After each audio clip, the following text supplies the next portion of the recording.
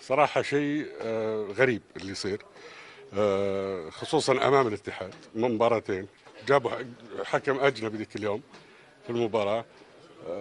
شيء عجيب اللي صار، واليوم شيء عجيب جدا. يعني أنا ما أبغى أقول الحكم سوى ولا ما سوى، خلي الناس تشوف بس في التلفزيون. ما يستحق ياخذ نقطة ولا يستحق الكاس، ما في مشكلة. يعني الجماهير يمكن زعلانة علينا انه ما حققنا الكاس. احنا الى الان في الترتيب الثاني، طبعا افضل من الموسم اللي سابق بكثير.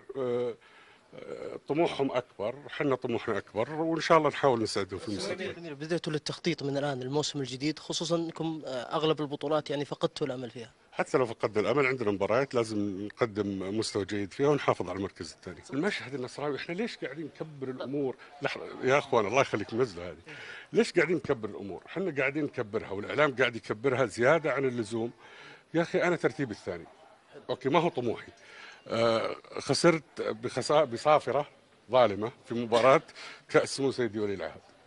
اوكي، طيب احنا ما هي حجه انك تخسر في مباراه هذا، لكن احنا ضيعنا فرص كثيره في مباراه كاس ولي العهد. اليوم ضاعت فرص كثيره، تالق حارس نادي الاتحاد، لكن لنا 3 بلنتيات وطرد على نادي الاتحاد. انا ما اقدر انزل احكم وانزل العب واسوي كل هالامور كلها في عوامل كره القدم. مباريات الدوري، يعني احنا قاعدين نقدم افضل من العام بكثير. الناس نجاحات مو فقط في ادارتنا على سبيل المثال انه بس في النتائج، احنا عندنا نجاحات اداريه كثيره بنذكرها لجماهيرنا في نهايه الموسم. والله نايف هزازي للان غايب، بيعاقب زي اي لاعب اخر في نادي النصر. والله ما ادري بالضبط للحين متى اجتماع هيئه اعضاء الشرب.